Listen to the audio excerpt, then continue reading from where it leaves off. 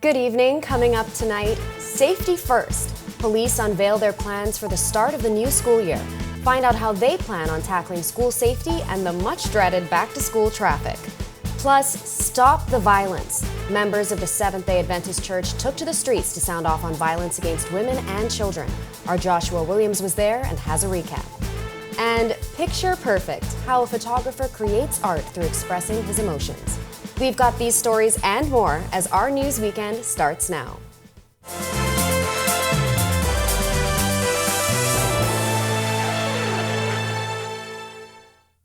This is our news weekend. Thanks for joining us. I'm Marlena Leonard. Dozens of schools across the country are set to reopen tomorrow, including scores of public schools. While it's a big day for students and parents, it's also a huge priority for the Royal Bahamas Police Force. At a press conference today, they outlined their back-to-school safety and traffic management plans. Police addressing a slew of concerns before school reopens for many tomorrow morning. Coordinator of School Policing Chief Superintendent Chaswell Hanna says one of the main concerns of the officers this school year is the increase of marijuana edibles on campus, showing parents the similarities between the packaging of the THC-infused edibles and popular candies. Check to see what these kids are buying, because we've had incidents in the last academic year where students were consuming these products and some had to be hospitalized. We also completed a public service announcement that you would have seen where a child brought some candies to school and ended up having to be taken to the hospital because they were marijuana edibles. He's also encouraging parents to check their children's backpacks regularly and stop them from bringing cell phones to school, as they may encourage fights. In our research, we found that these cell phones at times incite fights, because what's the point of engaging in a fight if you aren't able to record it and post it on social media? What's the point? And this is the mentality of some of these kids. So if you don't allow your child to bring a cell phone, you may be increasing school safety, because these kids, they want to record. We live in a social media age. And whether or not you have kids to take to school on Monday, we're all concerned about that back-to-school traffic. Officer in charge of the Traffic Division, Chief Superintendent David Lockhart, says, As we know, once school starts, there is chaos. The Traffic Division cannot do this alone. You have to plan your trip, you have to leave out early, and you need to take all the preparation that is necessary to get from home to work. Starting tomorrow morning at 6:30, the public could expect to see a high visibility of traffic motorcycles and point officers on the road. We're going to be out there, we're going to be fair, but we're going to be firm. Now to those 27 police officers who graduated this week as school resource officers. School Policing Coordinator Chief Superintendent Chaswell Hanna says officers had to go through a 40-hour course. He explains some of the key areas of training.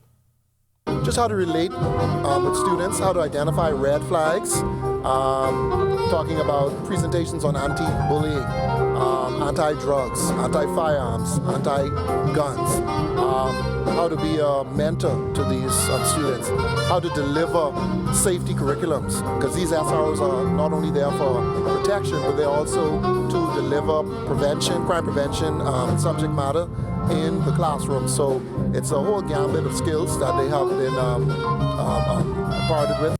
This is the second cohort to graduate from the program. These officers are internationally certified, which he says allows them to act as school resource officers in other countries.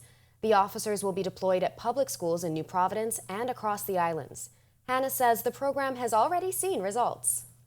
Over the past few years, we had some safety challenges. Students, you saw the fights after school, saw some incidents on campus. So this is to improve school safety. And preliminary figures have indicated that school safety is improving.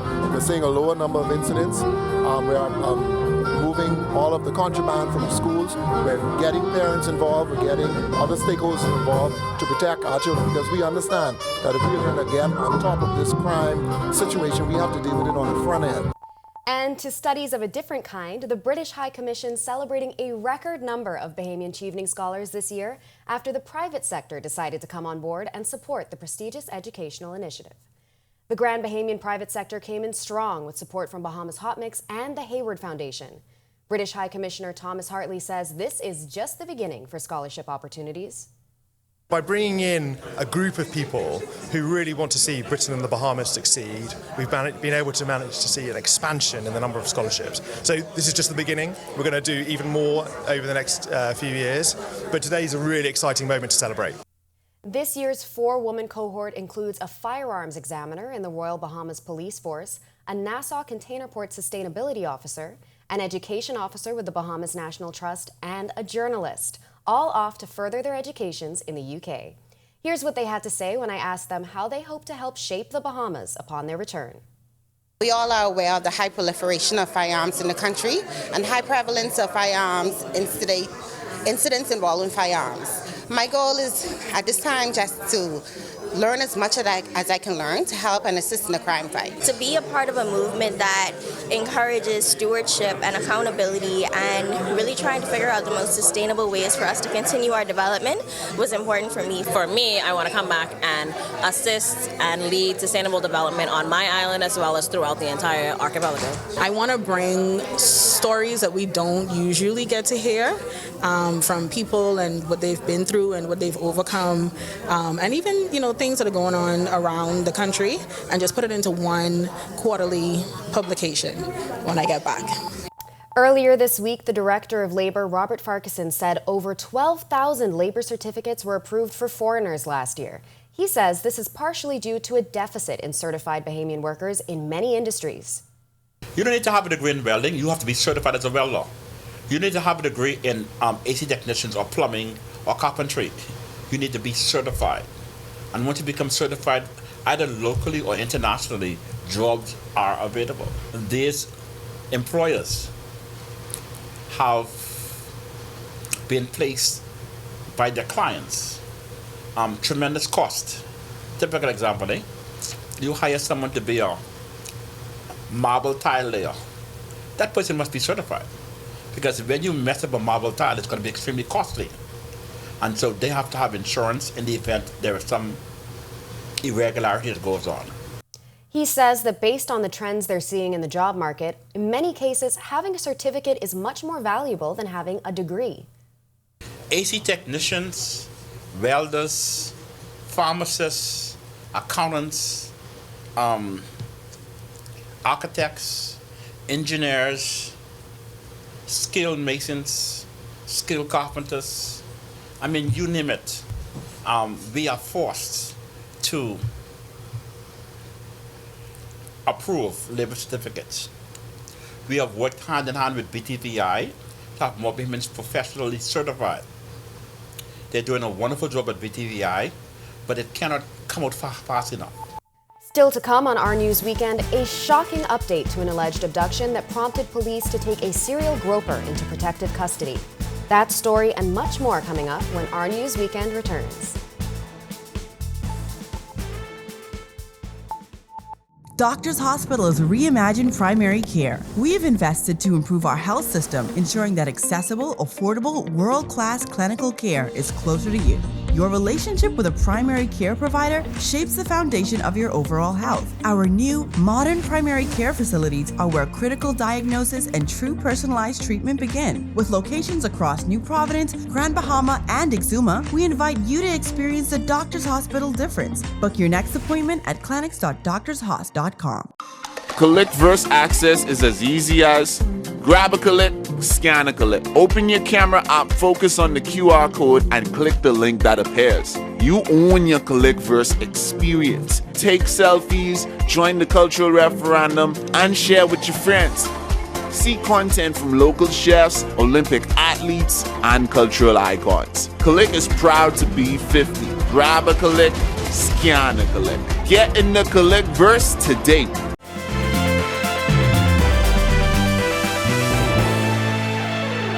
We've been following the story of the alleged abduction of a 12-year-old girl since it was reported on Thursday, but now it's looking like things may not have been as they seemed. Police now saying the incident was not as reported. The allegation kicked up quite the stir, prompting recently released serial groper Sidney Cooper to be taken into protective custody after a mob showed up at his home.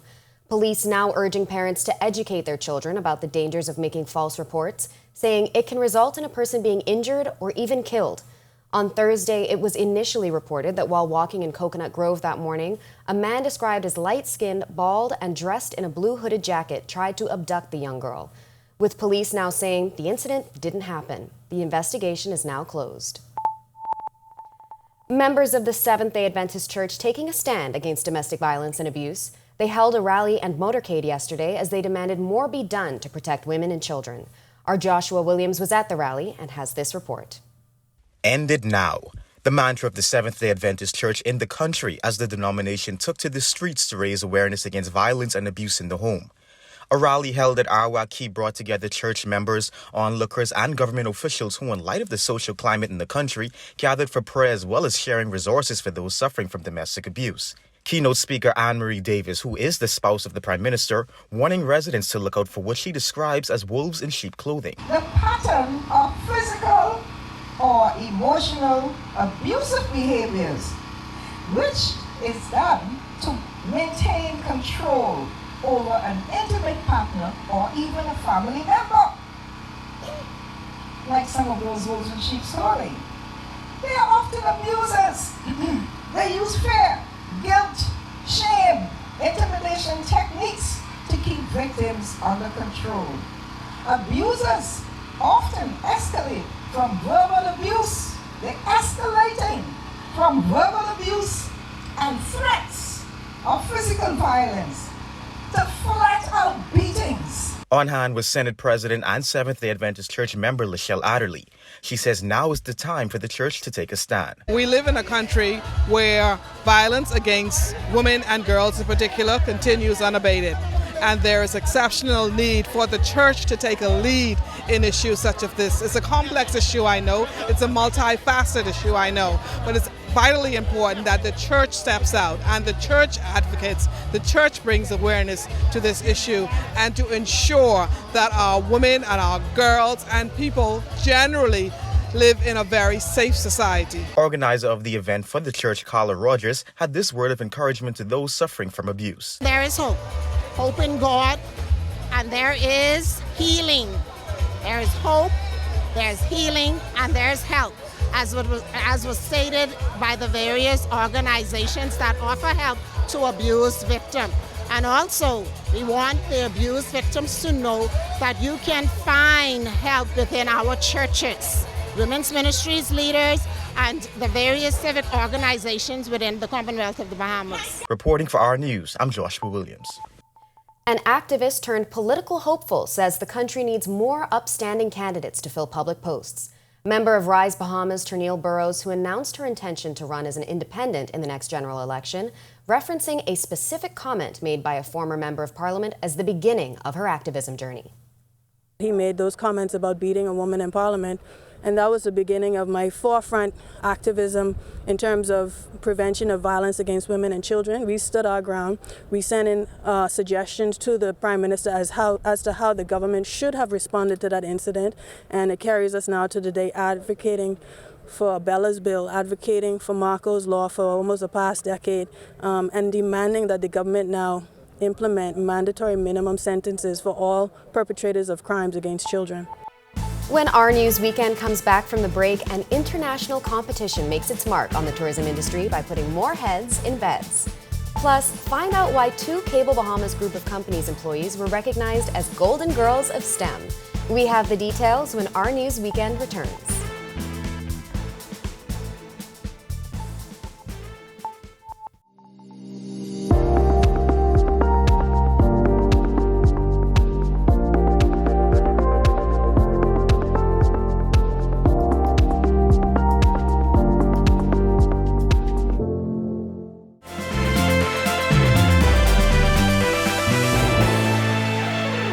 This is Our News Weekend. Welcome back.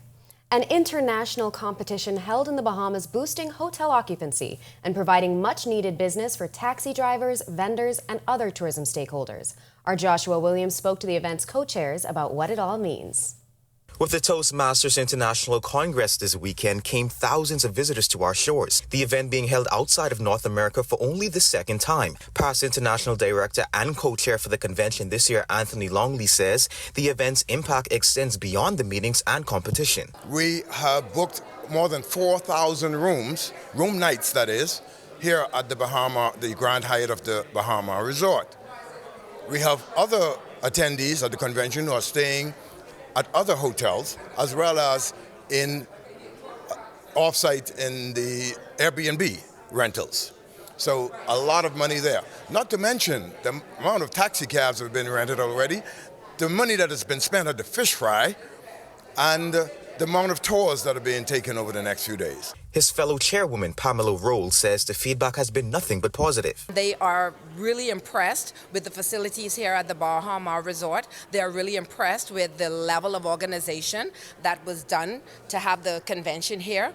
And they were really impressed with the amount of people that actually came to Nassau to be a part of this significant event. Longley also sharing that the team of Bahamian volunteers has helped to enhance the visitor experience. The helping hands has to do with the volunteers. We call them helping hands.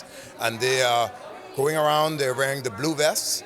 Those in the red vests, we supervise teams and clusters of the blue vest helping hands. And they are interacting on the ground with our guests. They're making sure they know where to go, giving them directions, giving them information about what's happening on the outside of this hotel. And they're just ensuring that our guests have an easy, trouble-free, phenomenal Bahamian experience. Reporting for Our News, I'm Joshua Williams.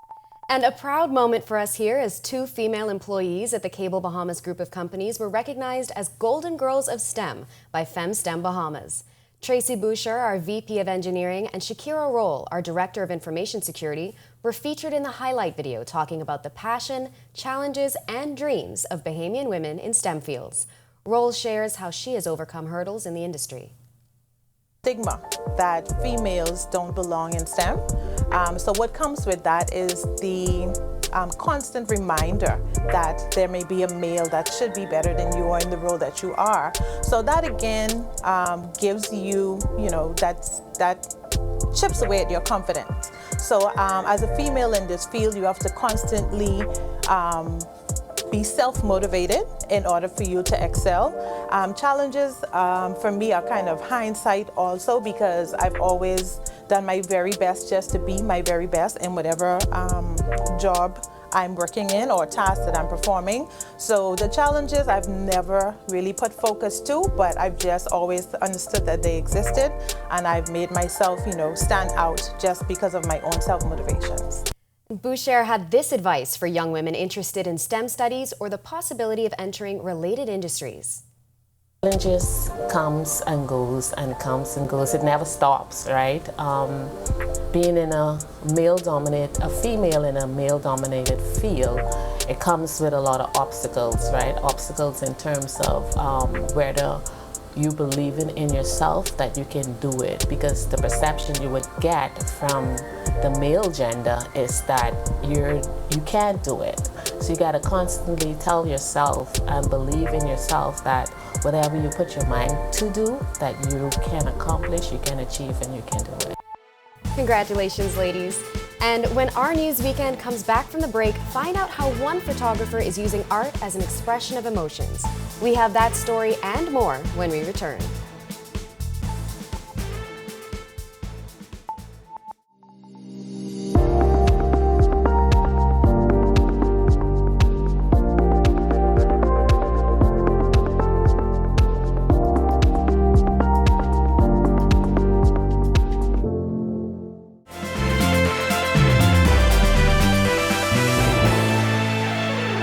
Temperatures climbed this weekend, but will it get any hotter over the next 7 days? Let's hope not. Here's a check on weather.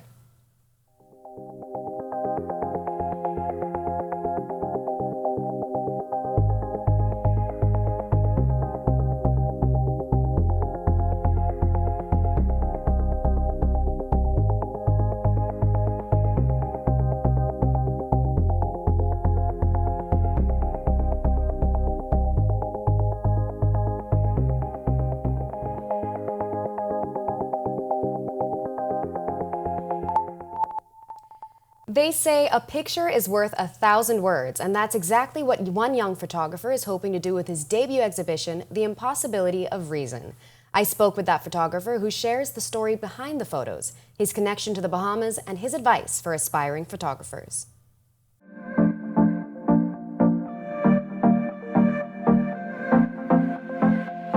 This week, the Cab Gallery and Studio will be home to the debut exhibit of Christopher Brenninkmeyer, The Impossibility of Reason.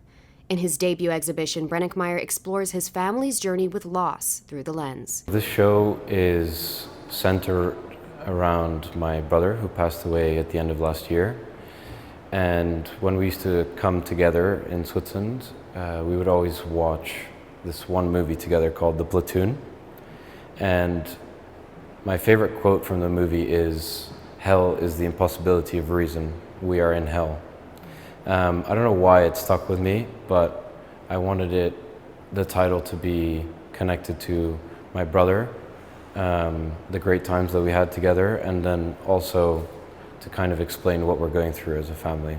We're in a situation that is impossible to reason with. And Brenninkmeyer says there's a reason he chose the Bahamas for his debut. I moved around a lot as a kid, and the Bahamas is the only place that remained a constant in my life. It was the only thing that didn't change. And so it was always a comfortable place where I was able to make friends, and yeah, I feel very comfortable here. He says the themes explored in The Impossibility of Reason are universal. My exhibition has a wide range of images. Some are heavier and darker, and some are lighter and more humorous. I think the moral behind it is that life is not always up, and it's also not always down. It's a process. I think everyone should come. I think art doesn't discriminate. It's something that should bring people together, and I don't know, I like talking with everyone about my art and connecting with people from different backgrounds and different walks of life. The Impossibility of Reason is open this week at Cab Gallery and Studio. For more information, you can visit cabgalleryandstudio.com. And if you're an aspiring photographer, Brenninkmeyer has this advice for you. Start simple. Start with film photography. It really forces you to learn how to take pictures. When I first started, I bought a Canon, an old Canon, which was a film camera, and I think I bought 4 rolls of film, and not a single picture had anything on it. They were all either black or white because I hadn't taken the pictures properly. So try, explore, and keep it simple. Well, that does it for News Tonight. Thank you for spending your evening with us. On behalf of the entire Our News Weekend team, I'm Marlena Leonard.